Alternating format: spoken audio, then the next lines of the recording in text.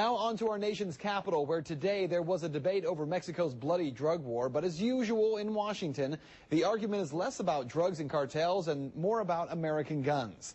In D.C. today, the Southwest Border Czar and other federal authorities testified before the House Committee on Oversight and Government about the flow of guns into Mexico.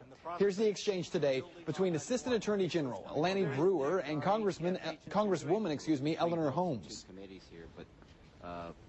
That there are people who are working very hard. Our ATF agents are doing an extraordinary job with their resources, Congresswoman. What are they doing? Who's selling the guns? Who is selling the guns, sir? Where are the guns coming from? Well, I think they're coming from a lot of places, Congresswoman. I think they're coming from licensed firearm dealers where you have straw purchasers, and the power of these cartels is extraordinary. And they, as you know, Congresswoman. What are they doing? Well, what are they doing? They're visiting they're going to these licensees. They're doing inspections. Are they doing any undercover work? Yes, they are, Congresswoman. They're doing a lot, and they're sharing it with lots of agencies. So it's not fair to be critical of our agents. With the resources that they have, they're doing extraordinary jobs, and every day they're serving the American people well. I'm not critical. I'm critical of your leadership, sir.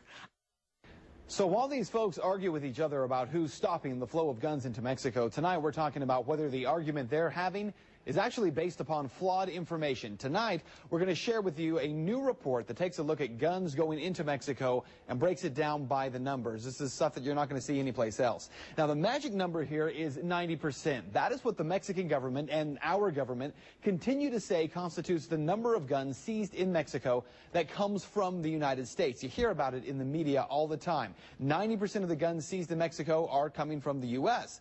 See, there are problems, though, with those numbers. According to the Government Accountability Office, or the GAO, 30,000 firearms were seized from criminals by Mexican officials in 2008. That's guns taken away from Mexican drug cartels.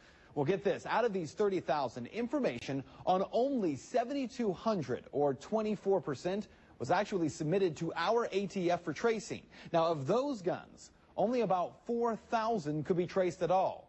Are you still with me? Of those 4,000, okay, that they could actually trace, nearly 3,500, or 87%, were shown to have come from the United States. 87%, that's that 90% number coming up again. So what we're really talking about here is not 90% of 30,000 firearms that are coming from the United States. 90% of 3,400 are coming from the United States. In actuality, that's only about 12% of the guns that are being seized in Mexico. Are you feeling a little deceived tonight? Well, how about this? The U.S. Department of Homeland Security wrote a letter to the GAO, and it calls the GAO's use of that 87% statistic misleading. The DHS also stating numerous problems with the data collection, rendering this 90% assertion as unreliable. Rusty Fleming is an expert on Mexico's drug cartels. He's also a documentary filmmaker, and he joins us live on the phone tonight from Dallas. Rusty, thanks for being with us tonight. Thanks for having me, Ben. So you've seen this report. You've seen the back and forth in Washington today. Are these guys completely missing the ball in this case? They're arguing over guns that are going into Mexico that may not actually be going there at all. Well, I don't even think they're playing in the same game. I mean, this is not only misleading, but you know, we've got issues that are far greater than the 4,000 weapons that went across. Now, I totally agree that we have to do something about the weapons that are illegally crossing into Mexico, but we have several issues here regarding money laundering, regarding the drugs that are coming north, regarding the cash that's also going south, that require attention as well. And I think that one of the things that's happening here is we're defocusing off of the main issue, and clearly Congress is looking for somebody to blame for this, and while they're looking for somebody to blame, they're not doing anything about the issue. Okay, but Rusty, we're talking about 10,000 murders in Mexico last year. The number's not really changing going into this year. We've seen so many executions in the last few months. Do these lawmakers really believe if they can stop guns from moving from the U.S. into Mexico, the cartels can't get guns, there's going to be no more executions? Do they really believe this? Well, you know what? That is truly the question of the day. And obviously, they're not going to stop the cartels, and you're not going to slow this down just because you stop the flow of 4,000 assault rifles and handguns from going across the Rio Grande.